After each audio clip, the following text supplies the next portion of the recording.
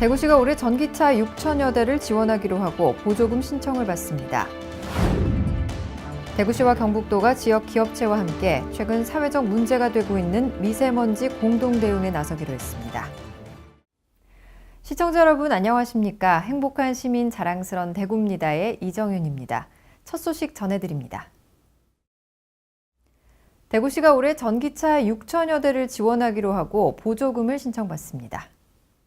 올해 보급 계획은 전기차 6,116대, 이륜차 1,423대로 총 7,539대를 지원합니다.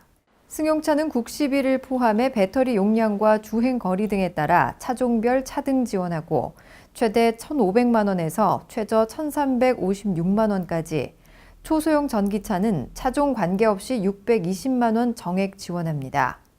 환경 개선 효과가 높은 전기 택시의 경우 200만 원을 추가 지원해 차종에 관계없이 1,500만 원까지 보조금을 받을 수 있습니다. 이륜차는 차종에 따라 100만 원부터 최대 175만 원, 국시비가 포함되면 총 200만 원에서 350만 원까지 지원됩니다.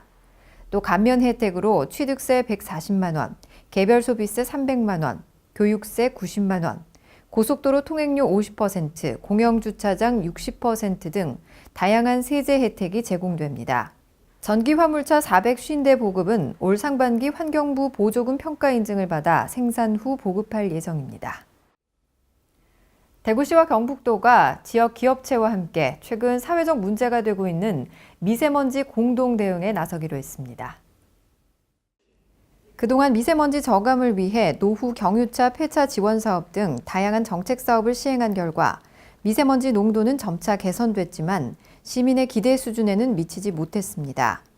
이에 주변 영향 지역과의 협력 및 다양한 오염원 관리를 위해 대구, 경북, 기업체 간 미세먼지 공동 대응 협약을 체결하게 됐습니다. 이번 협약의 목적은 대구, 경북 지역에서 미세먼지 배출량의 상당량을 차지하고 있는 기업체와의 자율 책임 저감 협약 체결로 미세먼지로부터 안전한 대기질을 체감할 수 있도록 하기 위함입니다. 이에 따라 대구시와 경북도는 미세먼지 정보 제공, 비상 저감 조치 발령 시 상호 소통 체계 구축 등 협약 이행을 독려하고, 참여 기업체는 고농도 미세먼지 비상 저감 조치 발령 시 가동 시간 자율 조정, 연차별 배출 오염물질 총량 감축 목표를 정해 달성키로 했습니다. 한편 기업체별 감축 목표와 이행 계획을 받아 연 1회 이행 평가를 실시하고, 우수업체에 대해서는 표창과 정기 점검 면제 등의 인센티브를 제공할 예정입니다.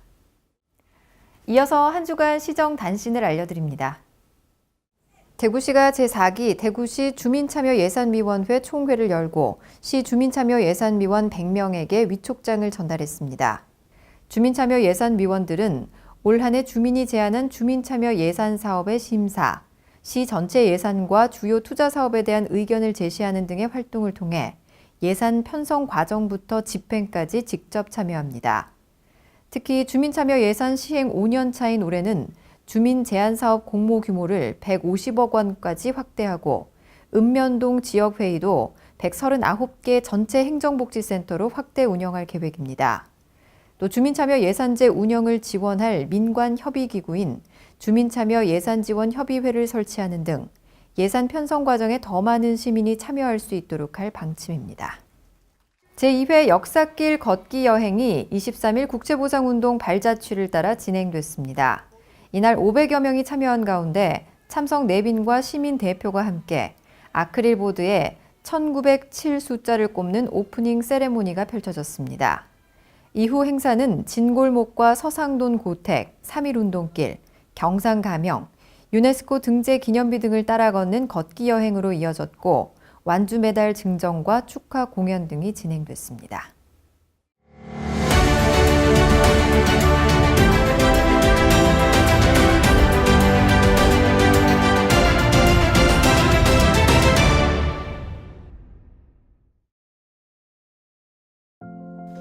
(2013년 6월) 도시재생 활성화 및 지원에 관한 특별법 지정과 함께 그해 12월부터 시작된 도시재생사업.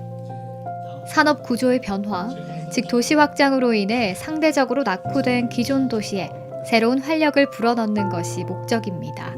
2018년 도시재생 뉴딜 사업에는 대구도 7곳이 선정되었습니다.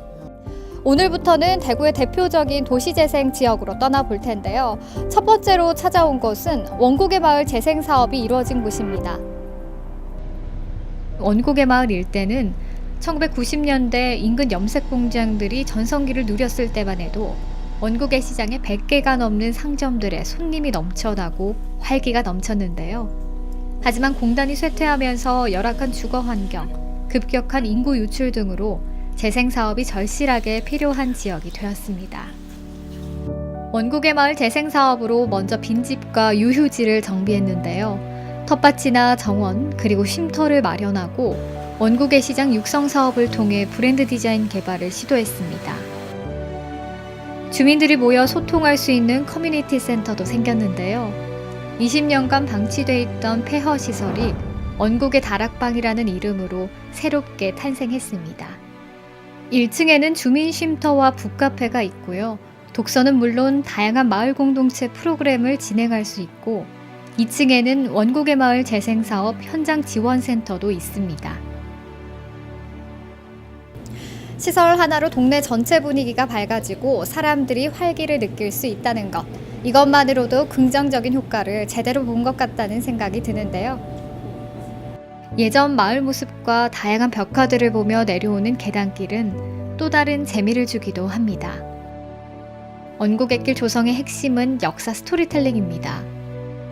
이 일대 마을에서 선정을 베풀었던 원님이 임기가 끝나고 이 고개를 넘어 한양으로 가던 중 숨을 거두었고 이를 슬퍼한 주민들이 원고개라는 이름을 지었다고 합니다. 길에 원님이 머물다 갔던 고개라는 의미를 부여해 사람들의 감성을 자극하는 문화 콘텐츠의 힘을 보여주고 있습니다. 구도심의 매력을 찾아내 생명을 불어넣는 도시 재생 사업. 오늘은 대구 서구의 원곡의 마을을 들여다봤는데요. 이번 재생 사업이 삼터가 지속되는 마을이 될 수 있게 하는 디딤돌 역할을 하길 바랍니다. 이어서 대구 게시판입니다. 2019년 동성로 및 앞산 카페거리 야간 상설 공연 사업을 수행할 주관 단체를 모집합니다. 올해는 기존 동성로와 수성못 외에 한국관광공사 주관, 2018년 한국관광의 별에 선정된 앞산 카페거리도 대상지에 포함됐습니다. 모집 기간은 2월 20일부터 3월 6일까지며 자세한 사항은 대구시 홈페이지 공고문을 참조하면 됩니다. 수성못 야간 상설 공연 주관단체는 수성구청에서 별도 모집 예정입니다. 2월의 마지막 주입니다. 가볍게 마무리하시고 새로운 3월을 맞이해 보시기 바랍니다. 뉴스를 마칩니다. 시청해주신 여러분 고맙습니다.